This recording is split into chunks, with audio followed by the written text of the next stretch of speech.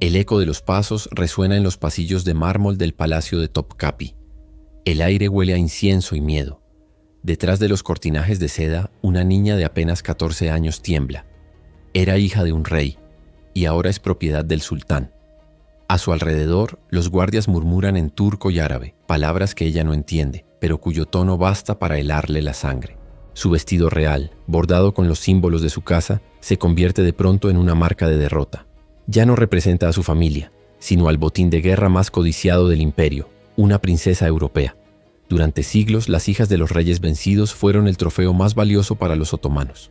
No las mataban, no las exiliaban, las convertían. En Topkapi, la muerte no era un castigo, era un alivio negado. El imperio sabía exactamente lo que hacía.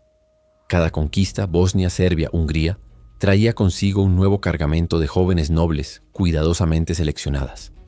Tenían entre 10 y 16 años, la edad perfecta para quebrar una mente sin destruir el cuerpo. Demasiado mayores para morir de camino a Estambul. Demasiado jóvenes para recordar quiénes eran antes de ser renombradas.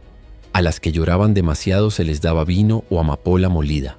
A las que rezaban en voz alta se les cubría la boca con seda. Durante semanas de viaje, eran trasladadas como joyas frágiles, drogadas, bañadas, alimentadas, escoltadas por soldados que jamás podían mirarlas directamente. Cuando por fin llegaban a la capital, empezaba la transformación.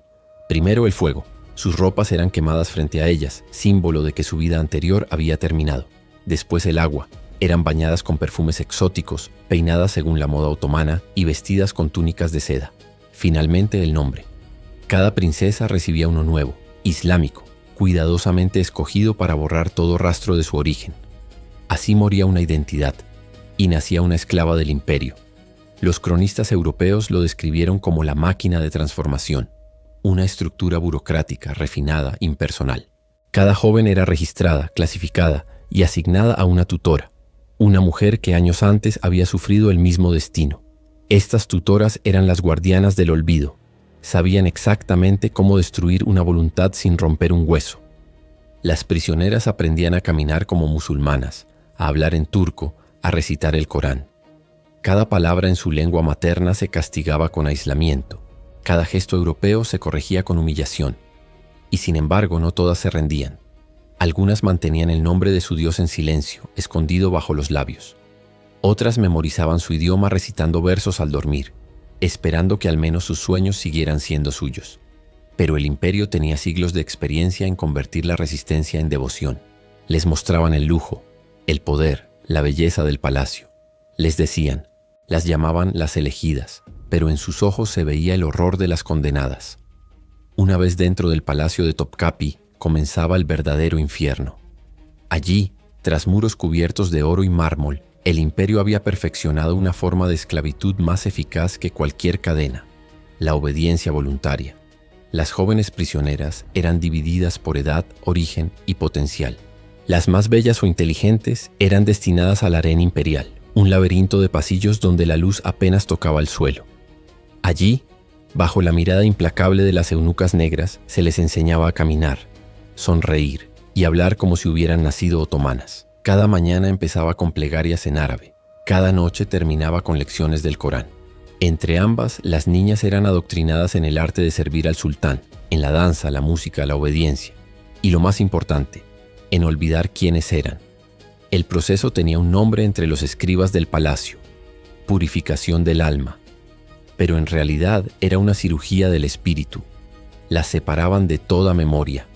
Prohibido hablar su idioma, prohibido recordar su familia, prohibido incluso mirar al cielo, porque ese mismo cielo había pertenecido a otro Dios. Los castigos no eran físicos, sino mentales.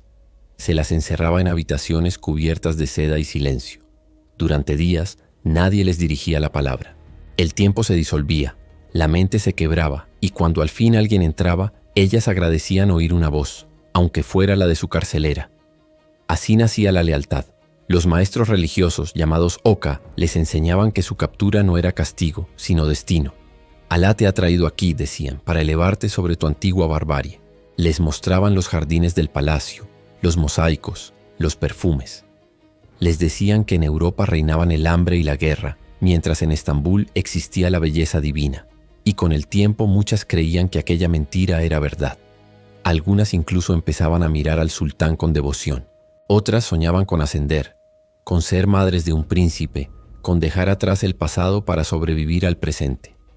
Era la última fase del proceso: convertir a las prisioneras en creyentes. La religión se mezclaba con el poder, el miedo con la fascinación. Y cuando una princesa pronunciaba por primera vez la shahada, no hay más Dios que Alá y Mahoma es su profeta, los escribas lo registraban con tinta dorada. Su nombre cristiano desaparecía de todos los archivos. Su país dejaba de existir en su boca. Desde ese momento era una mujer nueva, una flor del harén, una sombra más entre las 1000 del sultán. El harén no era un lugar de placer, sino un campo de entrenamiento político. Allí se forjaban las madres de los futuros príncipes, las espías, las mensajeras del poder. Algunas alcanzaban posiciones de enorme influencia, capaces de cambiar el curso de una guerra con una sola palabra. Pero todas pagaban el mismo precio: su alma. Porque el imperio no las quería muertas, las quería vivas, hermosas y obedientes. El asesinato destruye un cuerpo, la conversión destruye una civilización, y en eso los otomanos fueron maestros.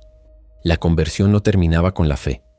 El imperio otomano no solo buscaba dominar el alma, también la sangre. Para los sultanes, las hijas de los reyes vencidos eran más que trofeos, eran semillas, instrumentos de un proyecto mucho más ambicioso: la creación de una nueva nobleza, mestiza, leal y silenciosa. Cada princesa convertida era cuidadosamente registrada en los archivos del palacio. Su edad, su salud, su linaje, todo se anotaba con precisión obsesiva. Los escribas las clasificaban no como mujeres, sino como recursos biológicos. El objetivo era claro: usar su herencia real para fortalecer la legitimidad del imperio. Las unían a generales, visires o príncipes otomanos en matrimonios sin elección ni amor. No eran bodas, sino estrategias. Uniones calculadas para crear descendencia con sangre europea, una sangre que el imperio pudiera usar como argumento político en el futuro. Cada hijo nacido de una princesa convertida era un arma diplomática, mitad otomano, mitad heredero de un trono extranjero. De este modo el imperio no solo conquistaba tierras, absorbía linajes. En los registros del sultán se encuentran listas que parecen catálogos de ganado. Hija del rey de Serbia, 15 años, tez clara, adecuada para procreación inmediata. Princesa de Valaquia, 13 años, requiere 2 años de preparación antes de ser presentada. Cada línea era una sentencia, cada palabra una nueva identidad borrada.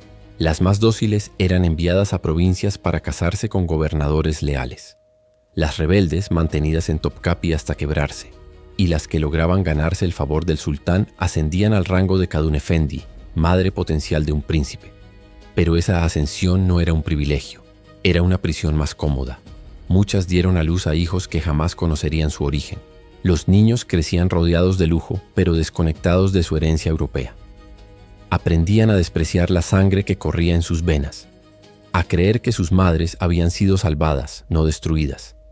En los corredores del palacio, las risas de los niños mezclaban el idioma del imperio con los restos de una lengua muerta. Nadie recordaba ya qué reino había caído para darles la vida. Era el triunfo silencioso del sultán, un imperio que no solo dominaba territorios, sino genealogías. Un linaje tras otro se desvanecía, no por la espada, sino por la cuna. Europa perdió reinos sin guerras, coronas sin sangre, nombres sin tumbas. Las hijas de los reyes vencidos se habían convertido en madres del enemigo, y el imperio, paciente como un depredador antiguo, tejía su expansión no con hierro, sino con herencia. Cada princesa desaparecida era un reino borrado del mapa, y cada hijo nacido de su vientre era una nueva frontera del poder otomano. Con el paso de los años, las antiguas princesas dejaron de ser prisioneras visibles. El imperio las transformó en sombras útiles, piezas silenciosas de un tablero mucho más grande. Ya no se trataba solo de fe o sangre, se trataba de influencia. El harén imperial desde fuera parecía un jardín de seda y oro, pero en su interior era un laberinto político donde se decidían guerras, alianzas y traiciones. Las mujeres del harén eran vigiladas día y noche. Sin embargo, dentro de esos muros, algunas aprendieron a sobrevivir usando lo único que les quedaba: su inteligencia. Habían sido educadas en cortes europeas, hablaban varios idiomas y conocían los secretos de sus antiguas familias. El sultán entendió pronto que aquellas mujeres podían ser más valiosas que cualquier ejército. Así nació una nueva figura, la consejera invisible. Algunas antiguas princesas, ya convertidas y renombradas, fueron enviadas a regiones conquistadas como esposas de gobernadores otomanos. Pero su verdadera misión era otra: recopilar información, influir, moldear las decisiones de los líderes locales. Donde la espada fallaba, ellas convencían. Donde la diplomacia no alcanzaba, ellas seducían. El imperio las había convertido en armas políticas. Y lo más aterrador, muchas creían que servían a una causa justa. Tras años de adoctrinamiento, su lealtad ya no era hacia su antigua sangre, sino hacia el poder que las había quebrado. Habían dejado de ser víctimas y se habían vuelto instrumentos del mismo sistema que las destruyó. Los diplomáticos europeos que visitaban Estambul quedaban fascinados por aquellas mujeres. Veían elegancia, sabiduría, misterio. Nunca imaginaban que detrás de sus sonrisas se escondían las ruinas de dinastías enteras. Cada palabra pronunciada en los salones del harén era una pieza de información. Cada mirada, un mensaje cifrado. Los otomanos habían creado la red de espionaje más discreta y efectiva de su tiempo. En el corazón del sistema, las madres de los príncipes tenían un poder silencioso. Podían recomendar visires, inclinar herencias, decidir alianzas. Algunas, como la célebre Hürrem Sultán, una esclava de origen europeo convertida en esposa legítima, llegaron a gobernar desde la sombra durante décadas. Pero su historia no era única. Detrás de cada nombre turco en los registros imperiales había una voz europea perdida. Y en esa paradoja residía el genio oscuro del imperio. No necesitaban matar a sus enemigos, les bastaba con convertirlos. Cada princesa que pronunciaba oraciones en árabe era una victoria espiritual, una corona arrancada del mapa sin una sola espada desenvainada. A medida que pasaban las generaciones, la Europa cristiana comenzó a sentir un miedo más profundo que el de la guerra. El miedo a ser olvidada desde adentro. Sus hijas, nacidas para reinar, habían sido convertidas en madres del poder otomano. Sus nietos hablaban turco. Sus oraciones se elevaban hacia la Meca. La estrategia era perfecta. El imperio no solo conquistaba tierras, sino que redibujaba la historia. Reescribía los linajes, cambiaba las genealogías, mezclaba las sangres. Los reinos desaparecían no por el fuego, sino por el tiempo. Y el mundo nunca volvió a ser el mismo. Pasaron los siglos, y el sistema perfecto del imperio comenzó a resquebrajarse. Los mismos engranajes que habían dado poder a Estambul empezaron a girar en su contra. La máquina que había convertido princesas en sombras y linajes en herramientas ya no podía sostener el peso de sus propios secretos. Las antiguas familias europeas, aunque mutiladas por la pérdida, empezaron a rastrear lo que quedaba de sus hijas.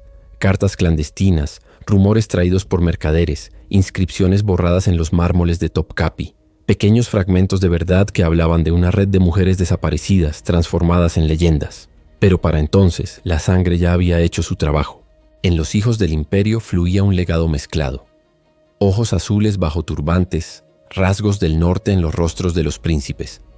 Europa seguía viva dentro del enemigo, pero sin memoria de sí misma.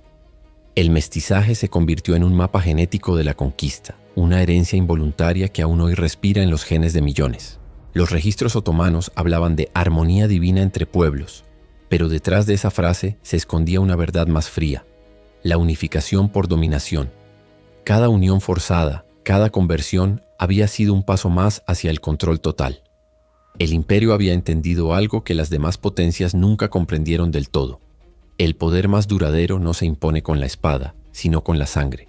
Cuando el sultán cayó y Estambul se abrió al mundo moderno, el harén se disolvió como un espejismo. Los muros de mármol quedaron vacíos, pero su eco permaneció. Los historiadores encontraron los catálogos de nombres, los informes de conversión, las listas de niñas clasificadas como aptas. 3.000 princesas desaparecidas entre los siglos XIV y XVII. 3.000 reinos borrados en silencio. Hoy, el ADN cuenta su historia con más claridad que cualquier crónica. Las pruebas genéticas realizadas en Anatolia, los Balcanes y el Mediterráneo revelan linajes europeos ocultos en familias turcas, sirias, incluso egipcias. Rastros de casas reales que desaparecieron hace 500 años. El mapa de la conquista no está en los libros, sino en la sangre. Y en esa sangre yace una paradoja. Las hijas de los reyes vencidos lograron sobrevivir al imperio que las destruyó. No con sus nombres, ni con su fe, ni con sus coronas, sino con su herencia invisible. Están en los rostros que caminan hoy por Estambul, en los apellidos deformados por los siglos, en los ojos que aún guardan el reflejo de otro continente. El sistema otomano no solo aniquiló una civilización, la absorbió. Y en ese acto final demostró que el poder más temible no necesita gritar, solo necesita esperar. Porque los reinos pueden caer, las coronas pueden romperse, pero la sangre nunca olvida.